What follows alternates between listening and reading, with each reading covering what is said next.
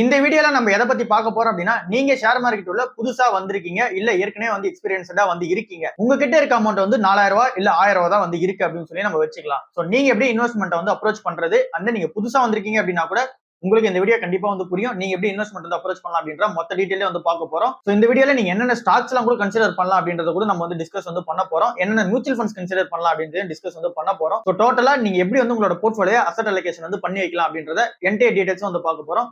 இதுல பாண்ட் இல்லாமலே நீங்க எப்படி ஸ்டாக்ஸ்ல வந்து அதெல்லாம் வந்து பண்ணிக்கலாம் அப்படின்றத மொத்த டீடைலே வந்து பார்க்கலாம். இந்த ஷேர் மார்க்கெட் உள்ள வந்து நீங்க வந்து இன்வெஸ்ட்மெண்ட் வந்து பண்றதுக்கு சோ இதுக்கு நீங்க வந்து க்ரோவோ இல்ல வந்து ஜெரோதாவோ வந்து யூஸ் பண்ணிக்கங்க. இதுதான் வந்து இப்ப இருக்கிறதுல சீப் அண்ட் பெஸ்டா வந்து இருக்கிறது. அண்ட் தென் நீங்க மியூச்சுவல் ஃபண்ட்ஸ் அதிகமா ஓன் பண்ண வேண்டியதா இருக்கும். அதனால வந்து உங்க க்ரோவே வந்து பெஸ்டா இருக்கும் இங்க பிகினர்ஸா உள்ள வரவங்களுக்கு. பட் ஆனா ஜெரோதால நீங்க மியூச்சுவல் ஃபண்ட்ஸ் ஹேண்டில் பண்றது கொஞ்சம் வந்து கஷ்டமா இருக்கும். நீங்க க்ரோ யூஸ் பண்ணீங்க அப்படின்னா அது இன்னும் பெட்டரா வந்து இருக்கும். உங்களோட யூசர் எக்ஸ்பீரியன்ஸ்க்காக நான் வந்து சொல்றேன். சரி ஓகே, இப்போ நீங்க ரெண்டு ஆப்ல ஏதோ ஒன்று யூஸ் பண்ணிக்கங்க. ஸோ உங்களுக்கு அக்கௌண்ட் ஓப்பனிங் சார்ஜஸ் எல்லாம் ஃப்ரீ தான். மேக்ஸிமம் 1 or 2 டேஸ்ல வந்து உங்களுக்கு அக்கௌண்ட் ஓப்பனிங் வந்து பண்ணி கொடுத்துருவாங்க.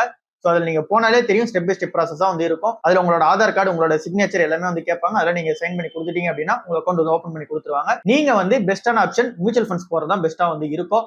ஏன் அப்படின்னா இண்டிவிஜுவல் ஸ்டாக்ஸ்ல நீங்க இறங்கி விளையாடுறதுக்கு உங்களுக்கு வந்து டைம் வந்து தேவைப்படும். ஸ்டாக் உண்மையாவே என்னதான் வந்து பெர்ஃபார்மன்ஸ் வந்து கொடுக்குது. ஸோ அதெல்லாம் வந்து நீங்க புரிஞ்சுக்கிறதுக்கு ஒரு 1 year வந்து டைம் எடுத்துங்க, தப்பே கிடையாது. ஸோ 1 year டைம் எடுத்து நீங்க அது வரைக்கும் மியூச்சுவல் ஃபண்ட்ல இன்வெஸ்ட்மெண்ட் பண்ணலாம். ஸோ இனிஷியலா ஸ்டார்ட் பண்ணும்போது நிஃப்டி 50 இல்ல அப்படின்னா நிஃப்டி நெக்ஸ்ட் 50ல வந்து இன்வெஸ்ட்மெண்ட் வந்து பண்ணலாம்.